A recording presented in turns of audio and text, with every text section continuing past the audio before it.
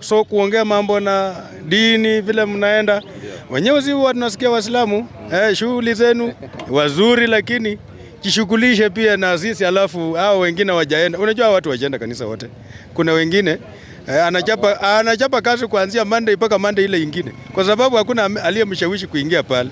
So anaweza ingia kama ameshawishika, ameelezwa ni nini haswa afanye kwa maisha ya binadamu, afanye nini, anaweza ingia. Asante sana. Unajua nini kuhusu dini ya Uislamu? Jambo la kwanza, kwa dini la Uislamu mwanaume na wanawake wanaruhusiwa kuwa wanawake wengi. Kweli ama rongo? Kabisa. Jambo la pili, mtu akifa asubuhi wanasika kabla ya saa 6. La tatu ni wasafi. Enywe bana baluya muhoya mwambana. Enywe bana baluya muhoya mwambana.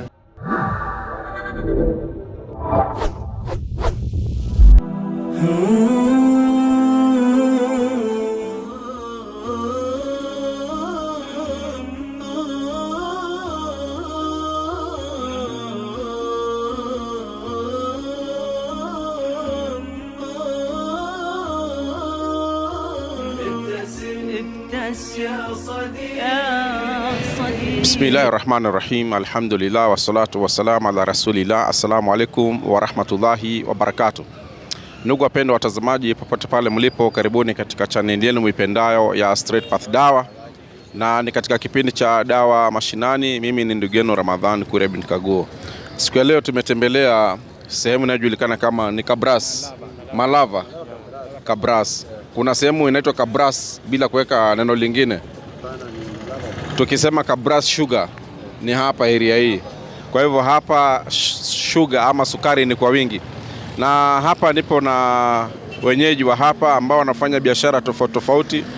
Na hapa kama unavyoona kuna biashara ya bodaboda na mambo mengine mengi.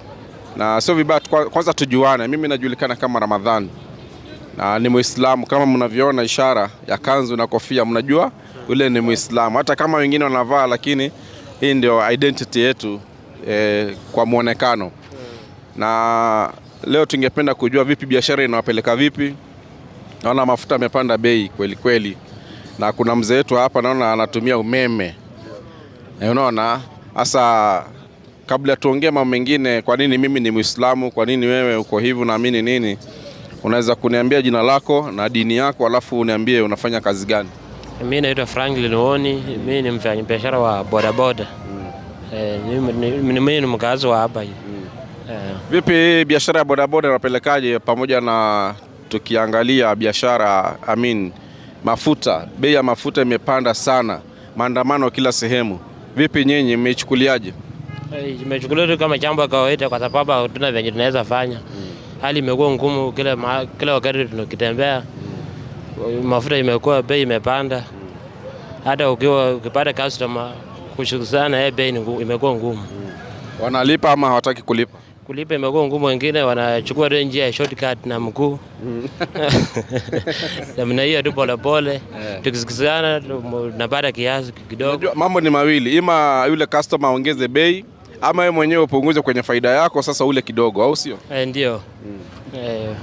Iko namna hiyo. Sasa mbona nikitazama hapa naona wengi ni wenye pikipiki za petroli, na naona mzee mmoja tu ndo anatumia kuchaji hapa. Vipi hamjaweza kukumbatia swala hili la kutumia umeme kuliko petroli? Bado tunaangalia venye ya umeme venye inaendelea, ndio kama kitupendeza ndio tuingilie hapo hivi. Ama mna shida ya umeme kupotea ovyo? Ndio, hata haijakuwa kila eneo. Mambo nini umeme ya replacement ya umeme haijakuwa kila maeneo. Lakini petrol unaweza pata tu sehemu ya ndani huko utapata petrol. Lakini hii yuko kwa maeneo mbalimbali. Haijafika karibu sana.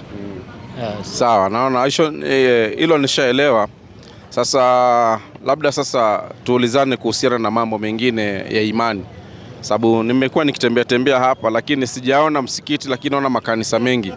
Vipi hapa mnajua nini kuhusu Uislamu? Labda ni kusalimie na uniambie jina lako na dini yako, alafu unijibu hilo swali. Kwa majina naitwa Simon Murunga. Mimi ni mkazi wa hapa Malava Kabras. Na kidogo mimi nifanya biashara, na kwa ukubwa sana mimi nifanya biashara boda boda. Naendesha pikipiki. Yeah. Vipi swala hili limeuliza kuhusiana na imani? Wewe ni mtu wa dini gani? Asante, mimi nashiriki katika kanisa la SDA. Na si kwamba nilichakua vile ilifanana ama vipi, lakini ni kwa vile iko karibu na sisi.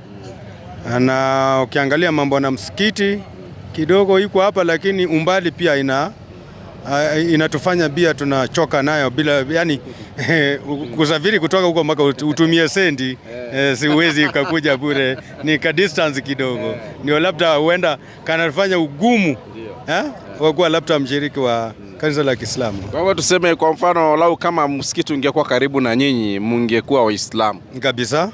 Uislamu ungekuwa. Lakini sasa Uislamu dini nzuri na nyepesi, sio lazima. Unajua ukisema kwamba kuna kanisa ambalo liko karibu na wewe ndio maana unaingia pale, inaonekana bado hujaelewa ni nini unachokifuata pale, kwa sababu kwa mfano shetani naye akileta kanisa lake pale useme liko karibu zaidi, si utaingia kwa shetani? Ndio maana hata wewe saa zingine ukiona madhehebu imekuwa mingi na inameza watu, ni kwa kuwa hawa watu wanakaribia mtu na wanamuongelesha na kidogo anashawishika. Bia mrembo mwenye unamshawishi kwa karibu, si unamvuta kwake maneno mazuri, unamvuta kwake lunch. Na wewe umechukua muda mrefu. Nafikiri Muislamu now is 4 months ndo nikakutana nako Muislamu kuongea vile naongea na wewe hivi miezi kama 4-5. Sasa mkikuwa karibu tukiongea hapa na pale kutumbukia ni haraka. Asante. Waislamu mnakaribishwa hapa Malava Kabras, muongee na watu. Anasema miezi 4 hujaona Muislamu. Sijamuona mimi, muona akipita kule labda kienda kwa busy na biashara yake. So kuongea mambo na dini vile mnaenda wenyewe, si huwa tunasikia Waislamu shughuli zenu wazuri, lakini jishughulishe pia na sisi, alafu hao wengine wajaenda. Unajua watu wajaenda kanisa wote, kuna wengine anachapa kazi kuanzia Monday mpaka Monday ile ingine, kwa sababu hakuna aliyemshawishi kuingia pale. So anaweza ingia kama ameshawishika, ameelezwa ni nini haswa afanye kwa maisha ya binadamu, afanye nini, anaweza ingia. Alright. Sasa unajua nini kuhusu Uislamu wewe sasa? Uislamu ile kitu najua kwao umoja. Kitu ya kwanza ni umoja. Waislamu huwa na umoja. Uwezi taapika vyovyote vile ukiwa katika dini ya Kiislamu. Wao hupepa mtu sawa sawa na mwingine. Nishakuwa Eldoret mkiwa wamefunga, nikapata Waislamu. Wakati huo nilikuwa nimeenda kuona mama na nimepotea ujue, na nilikuwa mdogo, na nikapata wamefunga. Saa ikakuwa wakifika wakati ya maanguli, mnakaa pale chini wote chini pale kupata maanguli sawa sawa na yule mkubwa wao. Kidogo nikawaeleza shida, wakaniambia basi kama mchui. Alikuwa mailina na mimi nimeingia town. So akaniambia hapana, sasa utarudi na hela hii nyumbani. Wakanichangia kidogo shilingi 300 hivi, kaweka kwa gari, kanileta nyumbani. Na nikashukuru sana kwa mambo ya Uislamu hapo. Kwanza sisi tunaukaribisheni katika Uislamu. Pamoja na hayo, kama kuna mtu ambaye ako na swali la aina yoyote kuhusiana na imani yetu, tunamruhusu kuuliza. Na kwa ufupi tu, Uislamu, unaposikia neno Uislamu ni neno ambalo limeletwa kwa Kiswahili lakini kutoka kwenye lugha ya Kiarabu, ambayo hiyo lugha ya Kiarabu ndio iliteremshwa nayo Qur'ani ambayo Uislamu anaisoma. Sasa ukisikia Islam manake ni unyenyekevu, ni kujisalimisha kwa Mwenyezi Mungu. So ukiona mtu ni Muislamu, natakiwa kwa lugha nyingine useme yule ni mnyenyekevu kwa Mungu. Unaona? Ndio maana wanakuwa na ule umoja, kwa sababu hata maandiko yanasema amri kubwa kwanza ni kumpekesha Mwenyezi Mungu. Usiwe na miungu mingine ila Mwenyezi Mungu. Mpende Bwana Mungu wako kwa moyo wako wote, kwa akili zako zote, nguvu zako zote. Na amri ya pili unaambiwa ni upende jirani yako kama vile unavyojipenda. Sasa utasemaje unampenda Mungu na jirani yako umpendi? Sasa normal, unaona Waislamu wanashikilia sana kwanza ibada. Kuna wakati wa kila ibada na tunawahi kufanya ile ibada, kisha tunashikamana. Naona tunapendana. Sasa wewe sio Muislamu lakini walikusaidia. Hawakusema au si wetu. Kuna sehemu zingine ukienda wanasema kwanza hata kanisa zingine kama hujatoa sadaka au uzikwi, hata ukifa hawakuziki na wewe kidogo. Kuna kanisa zingine hata mkubwa wa kanisa tangu kitambo akuja katika matanga yako akuje kuisimamia, fare itumwe. Fare itumwe kule, labda kama ni 20,000 ndio akuja asimamie matanga yako. Sasa ni tofauti na Uislamu, tofauti na Uislamu kabisa. Muislamu unaona akifia palipopote duniani, wale Waislamu wa eneo lile wanamchukulia ni ndugu yao na wanamzika. Taarifa tu labda itapelekwa nyumbani kwamba mwenzenu amefariki, lakini tunamshughulikia hapa. Unaona? Kwa hivyo kuna mambo mengi ambayo ni tofauti kwenu na kwetu, lakini kama kuna mtu mwenye swali anaweza akaniuliza. Kama kuna mtu kuhusu Qur'ani, Biblia, Uislamu nini, kuna mambo mmesikia kuhusu Uislamu lakini hujui, huna uhakika, basi uliza hapa. Au sio? Mzee wangu, wewe ndo nilitangulia kukusalimia. Hebu tuambie jina lako. Mimi naitwa Ruben Mkalo. Mimi ni mwenyeji wa hapa. Nafanya kazi ya bodaboda. Na dini yako? Mimi ni Mkristo. Zebu ya STA. Naona hapa usabato umeshika sana. Ndio. Lakini pia ukiingia huku kuna friends wako. Na friends huko naona kama ndo headquarter au? Wako wengi sana. Marafiki. Ndio. Asante sana. Unajua nini kuhusu dini ya Uislamu? Jambo la kwanza, kwa dini la Uislamu mwanaume na wanawake wanaruhusiwa kuwa wanawake wengi. Kweli ama rongo? Kabisa. Jambo la pili, mtu akifa asubuhi wanasika kabla ya saa 6. La tatu ni wasafi. Asante. Mzee anasema mambo matatu anajua ni kwamba Waislamu umesema la kwanza mwanaume anaruhusiwa kuoa bibi wengi. Tunaona hapo patamu. Mwanaume anaruhusiwa kuwa na wake 4. Lakini kanisani mnaambiwa hawana moja tu. Umewahi kusomea waandiko ukaambiwa Yesu alisema ama Mungu alisema usiwe na wake wawili?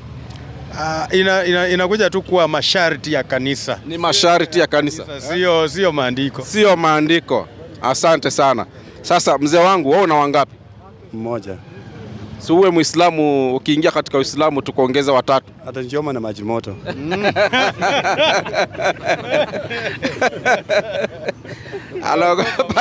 Ukiongeza mke, yule mke wa kwanza anamchoma na maji moto ama anakuchoma wewe? Hata nichoma na maji moto. Mnaongea tu, mnaelewana. Nitampea ushewishikandi akubali. Nipe njia. Na yeye pia unamleta kwa dini. Ukishaingia kwa dini, tunamtolea maandiko. Kwanza tunamfundisha kumjua Mungu. Ukishamjua Mungu, maandiko yanasema, kwa mfano Yesu anasema, mkinipenda mtazishika amri zangu. Kwa hivyo ukimpenda Mungu utashika mafundisho yake. Na ukijua swala hili ni Mungu ameamrisha, itakuwa ni vigumu kulikata, hata kama atakuwa na ule uzito, lakini makali yatakuwa yamepungua. Lakini akijua unaenda kuchiti, unazunguka umeonekana umepakia kwenye bodaboda yako girlfriend, au utachomwa. Umeelewa? Lakini ilikija ni swala kwa sababu ya Mungu, kidogo atakuwa, hata kama atakuwa mkali, lakini atakubali maadamu wewe unamtimizia mambo yake. Umeelewa? Ndio. Sawa. Una swali gani ungependa kuuliza kuhusu Uislamu? Mbona mnasika mtu kabla saa 7? Alright. Sasa swala la kuzikana katika Uislamu sio lazima eti kabla ya saa 7. Ni haraka iwezekanavyo. Hata isipowezekana siku hiyo, siku ya pili anaweza kuzikwa, au siku ya 3. Lakini inapendekezwa zaidi siku hiyo hiyo. Umeelewa? Kwa sababu gani? Mwanadamu au kiumbe chochote akishafariki, wewe sasa yuko hai. Ukisikia kajasho kidogo kamekulemea, unaenda unaoga. Lakini yule maiti hawezi kuoga. Kinachofanyika kwake ni kuanza kuoza. Sasa haiwezekani mtu amekufa hapa mumweke. Kwa nini? Pale pale alipofariki anaanza pale pale kuoza. Kwa hivyo anatakiwa aondolewe, apelekwe sehemu anayofaa. Lakini kumweka, mchange, muimbe, mle, mfanye nini, amumsaidii. Isipokuwa ni gharama mnarundika. Mnaongeza gharama. Kwa hivyo tangu zamani mitume, manabii na watu wa zamani walikuwa hawaweki mwili. Lakini unajua sasa hii mambo yamekuja, teknolojia, unaweza ukadunga mwili sindano akakaa, watu wakafanya mambo yao, bado yuko pale, hamumsaidii yule ameenda zake. Sehemu yake ni kaburini. Wewe ukitaka kulala unaenda kitandani, lakini huwezi kusema mimi nasikia usingizi, watu wakwambia hapana, usiende kulala, kwanza tukalisha hapa kwenye bodaboda tukuone. Kama wewe huwezi kukaa hapa mpaka uanguke na usingizi, kila kitu na wakati wake. Hata Biblia inasema kila kitu na wakati wake. Kuna wakati wa kupanda, kuna wakati wa kuvuna. Wakati wa kuzaliwa mtoto analelewa vizuri, anapewa chakula, anavalishwa nguo, anaoshwa nini mpaka anakuwa mtu mzima, anaanza kujifanyia. Baada ya hapo akifa hakuna ni kufanyiwa tena, ni kuzikwa tu. Umeelewa? Kwa hivyo mambo ni mengi, kwa kuwa yule mtu anatakiwa sasa aende akakutana na malipo yake kwa Mola wake. Kitu cha pili, kuweka mwili kwanza ni hasara, na vile vile yule mtu mnaweza kusababisha hata mambo mengine mengi ambayo hayafai. Kwa mfano, hizo gharama mnatumia, mimi nafikiri ingekuwa, maoni yangu, ingekuwa ni bora zaidi mumzike kwanza, alafu mchange. Zile pesa zitapatikaniwa, apelekee yule, kama ni mjane, kama ni watoto wake, kama kuna balance pale shule, school fees iende ilipwe. Lakini kuchanga ndo watu wale kwa mazishi, alafu watoto wa marehemu hawana ada ya shule, haisaidii. Umeelewa? Kwa hivyo alafu pia inaondoa ile huzuni. Mkishazika watu waanza kupona, si ndio? Lakini the more mnamweka pale, watoto wao wanaona baba yao, watu wanalia nini, inatia huzuni sana. Umeelewa? Ndio mambo kama hayo. Unasemaje? La pili, nilikuwa nataka kuulizia, mbona Waislamu hawezi kula tu nyama ya mtu mwingine amechinja? Lazima wakule yenyewe wenyewe wamechinja. Waislamu wanakula nyama waliochinjao kwa sababu wanachinja kwa kutamka jina la Mwenyezi Mungu. Tunasema bismillah wakati unamkata shingo yule mnyama. Na wengi wasiokuwa Waislamu, tumefanya utafiti, wengi hawachinji, wananyonga. Si ni kweli? Ni kunyonga. Sasa mambo ya kunyonga katika Uislamu imekatazwa. Labda tusome andiko hapa. Najua watu wengi, kwa dakika chache tu tusome maandiko.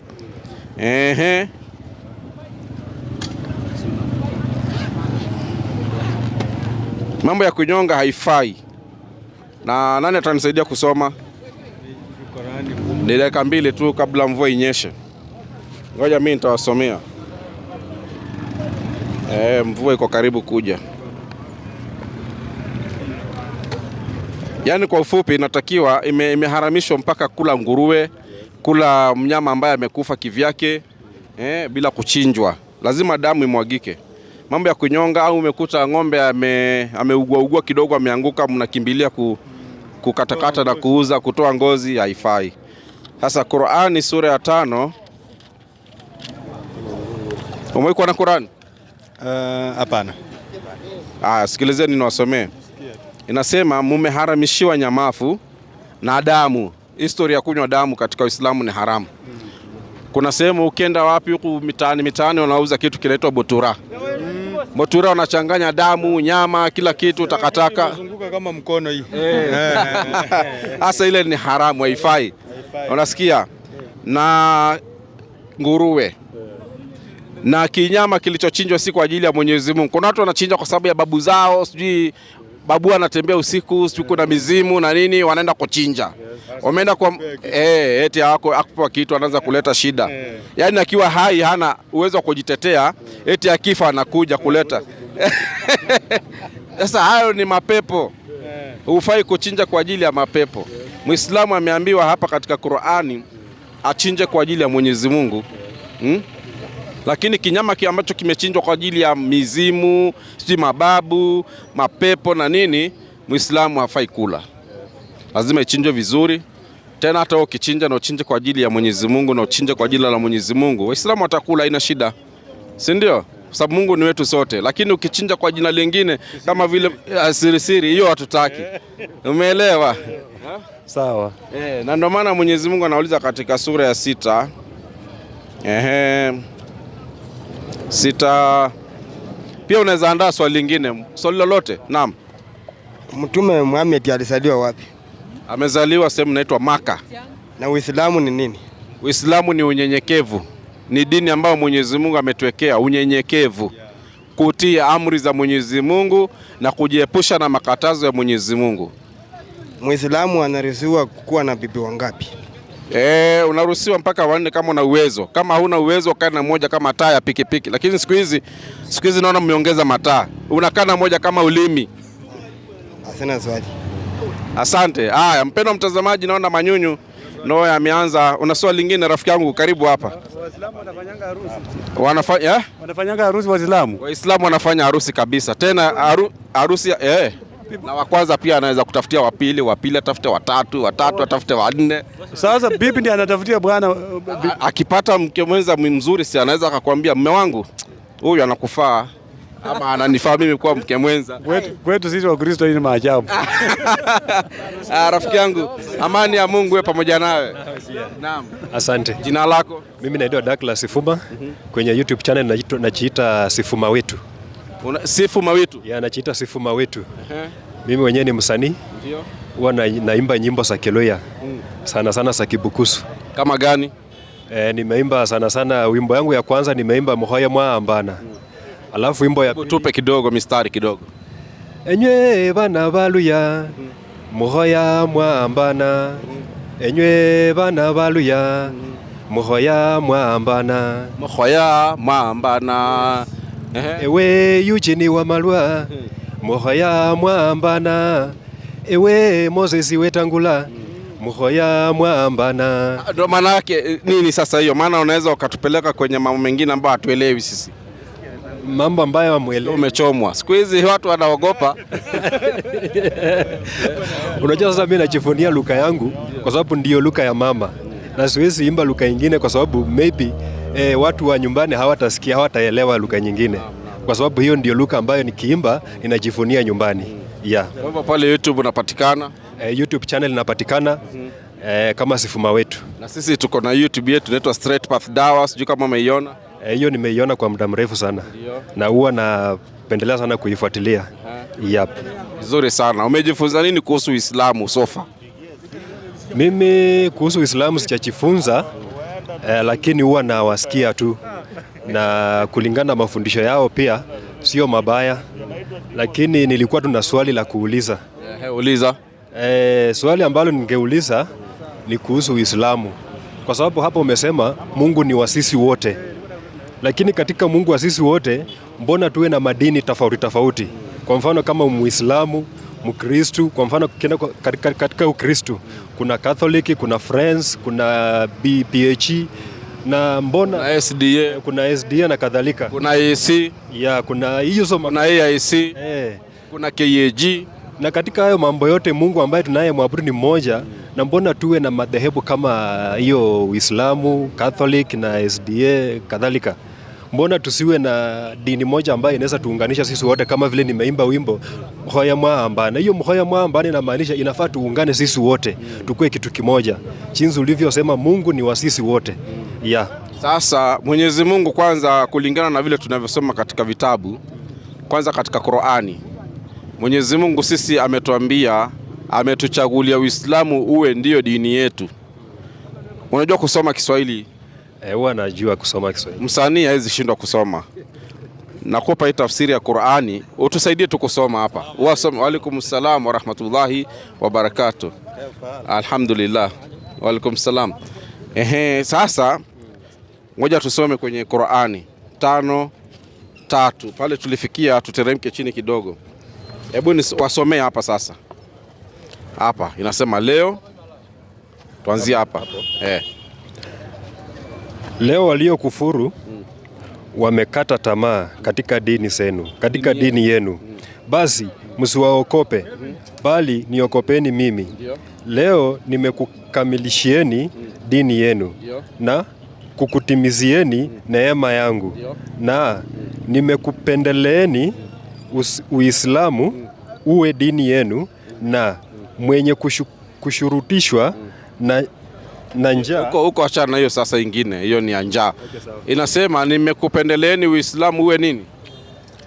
Iwe dini yenu. Asante. Wewe unaandika lolote lingine papote kwenye Biblia, kwenye gazeti au pale popote pale Mungu anasema nimekupendeleeni Ukristo uwe dini yenu? Sichapata hilo. Ati? Hamna. Mzee wangu, wewe na miaka yako umewahi kuona hilo andiko? Sijaona. Lakini kwa mara ya kwanza leo umeona katika Qur'ani kwamba Mwenyezi Mungu ametupendelea dini gani? Uislamu. Na ndo akasema hivi, hebu ngoja wasomee tena andiko lingine. Hizi zingine ni biashara za watu. Ati kwa nini kuna hii, kuna ile, huyu anatoka kwa hii anaanza yake. Ikiwa na watu wengi tena unasikia mwingine ametoka humo ameanza yake tofauti kabisa. Huyu haelewani na huyu. Huyu haelewani na huyu. Huyu anasema roho amemwambia. Na yule anasema roho amemwambia. Roho yupi huyu anagonganisha watu? Ni biashara ya watu, my friend. Tusome katika Qur'ani 3:85.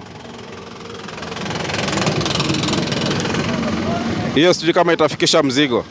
Haya, 3:85. Hebu soma hapa. Sikilizeni. Inasema hivi. Na anayekataa Anayetaka dini isiyokuwa na Kiislamu, isiyokuwa ya Kiislamu, basi haitakubaliwa kwake, naye ahera atakuwa katika wenye hasara. Unaona? Kwa hivyo Qur'an nasema anayetaka dini ama anayekuja na dini tofauti na nini? Muislamu. Itakubaliwa au haitakubaliwa? Itakubaliwa. Soma tena. Na anayetaka dini isiyokuwa ya Kiislamu basi haitakubaliwa kwake. Okay. Kwa hivyo haitakubaliwa kwako. Na ikikataliwa utapata hasara siku ya mwisho. Ndio Mungu anasema hivyo. Kwa hivyo ukitaka kupata faida ujiokoe nafsi yako hapa na kesho akhera, ni wewe kujisalimisha. Uisalimishe nafsi yako mpaka binguni. Usalimike hapa uitwe Muislamu kwa kuwa umesalimu amri ya Mungu. Uitwe Muislamu. Muislamu ni aliyesalimu ama aliyesilimu. Umenielewa? Nimekuelewa. Ukisalimisha nafsi yako hapa utasalimika mpaka mbele za Mwenyezi Mungu siku ya Kiyama ama akhera. Hapo ndo uende ukarithi ufalme wa milele, uzima wa milele. Umeelewa? Nimekuelewa sasa. Hata Yesu si anasema hivyo. Umesoma Qur'an, tusomee Biblia sasa. Ngoja nikupatie. Hebu shika hii. Wafungulie Yohana 12:25. Yohana 12:25. Sikilizeni. Unatakiwa uwe mtu aina gani? Yohana iko mbele huko. Pita. Twende 12:25. Wasomee kwa sauti. 12:25. Wewe amepata kibarua, si ndio Kazi ifanyike. Yohana 12:25. Inasemaje? Yeye aipendaye nafsi yake ataiangamiza, naye aichukiaye nafsi yake katika ulimwengu huu ataisalimisha hata uzima wa milele. Kwa hivyo yeye aipendaye nafsi yake. Unapenda mambo ya nafsi. Unajua nafsi inaamrisha maovu kawaida yake. Nafsi inakwambia mambo maovu tu. Leo ukipata hapa kitita cha hela kimeanguka hapa cha mwenzako, badala utake kumwambia brother umeangusha hela, nafsi inakwambia hajaona, unaenda unakanyaga. Nafsi inakwambia unaangalia hivi, chukua, weka kwa mfuko. Hiyo ni nafsi. Lakini ukipigana na ile nafsi ukaikataa maamrisho yake, kama ukakataa maamrisho ile nafsi yale maovu, basi wewe umeisalimisha nafsi yako. Sio hapa tu. Yesu anasema mpaka uzima wa milele. Mpaka uzima wa milele. Ndio maana Muislamu amekatazwa mambo mengi hapa, nafsi yake imekatazwa mambo hayo, na akiishi kulingana na vile Mwenyezi Mungu ametaka, ndio naambiwa ataisalimisha nafsi yake vile vile mpaka uzima wa milele. Umenielewa? Nimekuelewa. Nani akona swali? Naweza swali lingine? Na kando na mafundisho ya Mungu, ni lazima niwe Muislamu kwanza ndio unifundishe kuhusu Mungu? Hapana. Sasa hivi hujakuwa Muislamu lakini tunakufundisha kuhusu Mwenyezi Mungu. Unaona? Ndio wewe uamue. Maana si mtu mpaka umjue Mungu ndio ujue anataka nini ufuate. Lakini mtu asimjua Mungu hana dini. Sasa wewe unatakiwa umjue Mwenyezi Mungu anasema nini. Ndio maana hiki kitabu kimeletwa hapa, unasomewa, unajisomea mwenyewe. Sasa ndio usikie Mungu anasema niwe Muislamu, ufanye nini? Maamuzi, usilimu, ujisalimishe. Okay. Nimekupata. Sasa unataka kusilimu au bado? Msanii. Kwa sasa bado nafikiria hilo jambo. Uislamu unafundisha Mwenyezi Mungu ni moja, anastahili kuabudiwa na viumbe vyake vyote, kumuomba, kumtegemea na kumwabudu. Hakuzaa, hakuzaliwa, Mwenyezi Mungu ni wa milele, hafi. Yeye ndiye mwenye kuhuisha na kufisha. Umenielewa mpaka hapo? Nimekupata. Naona vijana wameshatuelewa vizuri. Na wewe unasemaje mzee wangu? Nafikiria. Na wewe utafikiria. Ukifikiria hasa unakaribishwa msikitini, msikiti wowote ama Waislamu ambao wana mabiashara au waende tu. Mwambie mimi nimeamua kuwa Muislamu, nielekeze. Watakuongoza. Sawa. Nasikia. Inshallah. Nafikiri kijana, naona mvua inakuja ndio maana watu wanakimbia. Una swali ungependa kuuliza au ungependa kuwa Muislamu? Kuwa Muislamu nitafikiria kwanza. Lakini sina swali. Asante. Brother, amani ya Mungu pamoja nawe. Hata pia nayo pia. Amina. Unaitwa nani? Dennis Mchina. Asante. Wewe ni Muislamu? Mimi ni Mkristo but ninakaa na watu wote. Ndio. Ninakaa nao. Yes. Na ni watu wazuri? Ni watu wazuri. Yes. Na tunakukaribisha uwe Muislamu, uwe kama wao. Nitaingia tu, unajua kuokoka ama kukubali Yesu Kristo inategemea na moyo wako, ama ukijua chenye Mungu amekutoa maishani ndo unapata inasukuma mtu anakubali kuokoka. Mfano sahii mimi sikuwa nimeokoka, kuna mambo mengi nilikuwa yapitia, pengine kukunywa pombe nini na nini, but wakati nilijua wokovu ni nini ndo maisha yangu ilianza kubadilika. Yes. Sasa kuwa Muislamu sio kumkataa Yesu. Kuwa Muislamu ni kumjua Yesu na kumheshimu na kumfuata Yesu. Kwa hivyo mtu akisema nimeokoka na mpenda Yesu, sisi hatumwambii kwamba muache Yesu. Tunamwambia endelea kumpenda Yesu na kufuata maamrisho yake ama mafundisho yake. Yesu alifundisha Mwenyezi Mungu ni mmoja. Si mnasema amulala? Amulala. Mungu ni mmoja. Mungu ni mmoja. Lakini dini ndio tofauti. Kabisa. Yes. Na Mungu wetu wote sisi sote ni mmoja. Sisi wote ni mmoja. Muislamu na Mkristo ni moja, but tofauti unakuta katika Qurani. Kuna vitu ambapo sisi kama Wakristo ukiona inaingiana na yenyi, but nyinyi naye mnafuatanga Biblia. Nyinyi huwa mnaenda Ijumaa, but sisi tunaenda Jumapili. Hapo ndo tofauti iko. Na kuna Wakristo wengine kama hawa wa Sabato wanaenda Jumamosi.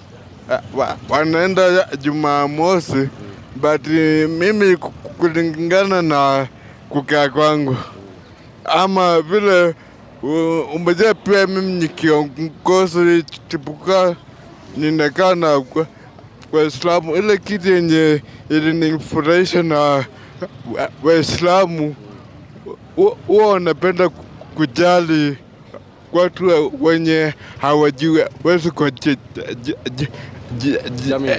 jamii. Unapata anafunga kwa sababu ya maombi, ama akishafungua maombi mnapata kama ni mmenunua chakula nini, nguo, mnakuja kusherehekea pamoja. Hapo ndo mnapita sisi Wakristo. Wakristo wengi wanakuwa binafsi, anajitakia, ambapo hataki kusaidia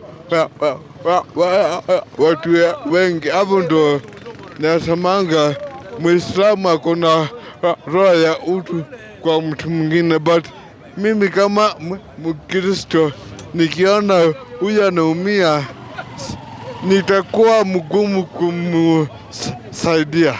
Yes. Asante sana kwa maoni yako brother. Umesema brother nani? Dennis Mchina. Anaenda kuwa kiongozi kama MCA pia. Unataka kusimama MCA? Hawa unaona hapo ni marafiki zangu tunafanya nao kazi pamoja, so waliona vile niko wakasema tutakusupport pia wewe. Umesaidia watu wengi, but pia wewe ukipata ofisi utaweza kusaidia watu wengi. But nimeshukuru mko mnakuja mnakako na sisi mnatuambia mjua hawa utafanya huyu ikiwa hakuwa ameokoka ataanza kutafuta kanisa, but tukienda kanisani huyu akikaa hapa hata jua nini kuko, but ukikuja umwambie sisi tulikuwa hivi na hivi, ndo unaona maisha yetu kibadilika, ndo mtu ataanza kubadilika.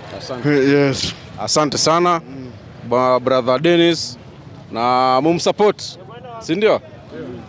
Mumsupport bwana Dennis afike pale ambapo anataka kufika, na Mwenyezi Mungu akufanyie wepesi, akujalie bana, naye ndiye kusema. Mungu akuongoze uwe Muislamu. Tuungane pamoja, na Yesu alikuwa Muislamu. Sote tuwe kitu kimoja. Asanteni sana. Nimeshukuru kwa kuwa tunaenda sehemu nyingi. Tunaomba tumalizie hapo.